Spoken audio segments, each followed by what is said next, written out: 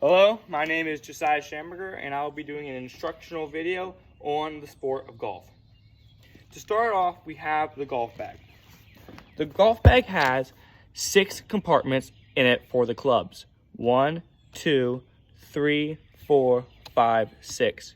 You put your clubs in there. It doesn't really matter what order. Normally people will keep their clubs going from 1, 2, 3, 4, 5, 6, 7, all like in a certain compartment, all in order. Then with this bag, all bags are different. This specific bag has a zipper right here where I store my golf balls and my golf glove. This big compartment here can store your golf shoes and your golf head covers. There's another one on this side as well. Here is the strap. The strap can be used to go over as you're carrying your golf bag around. It's very comfortable and has a lot of padding on it. Here is another handle right here to hold your golf bag as you're walking. Here is another storage compartment all the way down here with a zipper. Normally people put golf balls or golf tees in there as well. This golf bag also has 2 more zippers here where you can fit whatever you really need. For the first club I will be going over, we will be going over the 9-iron. This is the lowest iron in your golf bag. The 9-iron has a degree loft, which is the angle that this has. At its angle is 41 degrees, and a normal 9-iron will carry about 120 yards. The next club we have is an 8-iron. An 8-iron has a degree loft of 37 degrees and will carry about 130 yards. The next iron in your golf bag will be a 7-iron. A 7-iron normally has a degree loft of 34 degrees and will carry about 140 yards. Your next iron in your golf bag is a 6-iron. The 6-iron has a degree loft of 31 degrees and will normally carry about 150 yards. The next club in your golf bag is the 5-iron. The 5-iron has a degree loft of 28 degrees and will carry approximately 160 yards. The next iron would be a 4-iron, and that iron has a 25 degree loft and will carry 170 yards, but I do not have one of those. So the next one in my golf bag is a 3-iron. The 3-iron has a 20 degree loft and will carry about 180 yards. The next clubs in your golf bag will be your wedges.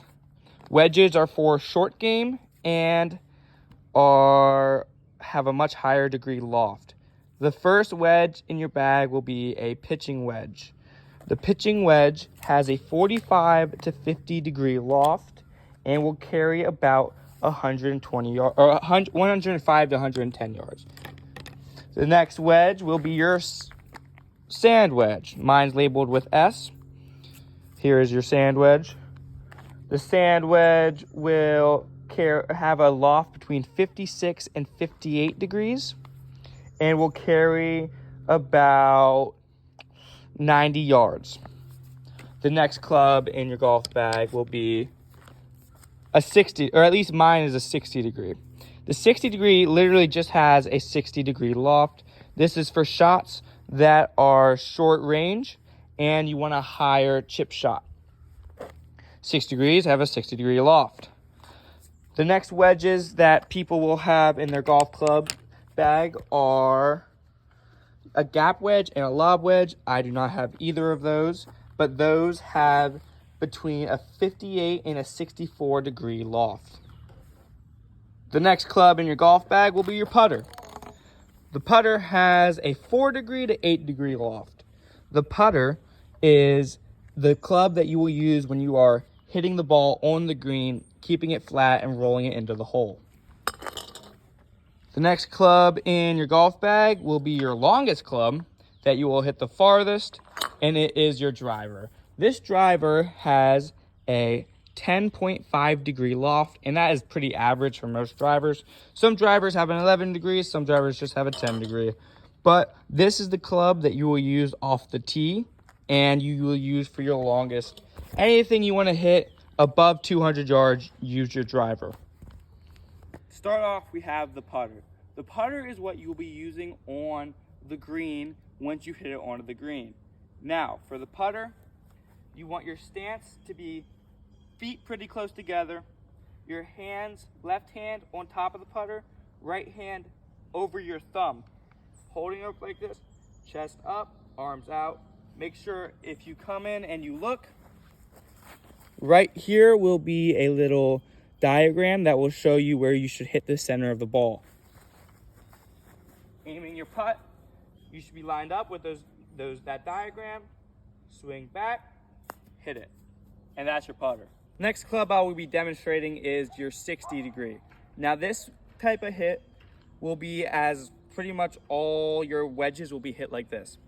First, you put your glove on, you strap it on, you go with your 60 degree or whatever wedge you have. This is for closer distances in a higher shot. Your feet about shoulders width away. Your hand, top one on with your thumb down, other hand over top your thumb. Line up the hit right behind. Go back. Make sure when you're going back that your trailing arm is bending and this forward arm is straight. So you're going back, bending, coming in, you're slicing down, hitting, turning your body. Now I'll do a full one, actually hitting the ball. Shoulders width apart, top, left hand top, right hand bottom, shoulders up, going back, hitting. The next club we hit is the 6 iron. This will be a pretty much basic swing for all your irons. They will all have very similar strategies as to how you'll hit them. The 6 iron, this one you want a little wider stance because it's going to be more powerful and it's going to go further. So a little further than shoulders width. Same thing with your hands. I'm a righty, so my left one is top. My right one is over top the thumb. Going down, getting your stance. Stick your butt out, shoulders up, go back, make sure this one doesn't bend till you're at the top of the motion. This one continues to bend, then you go down and hit.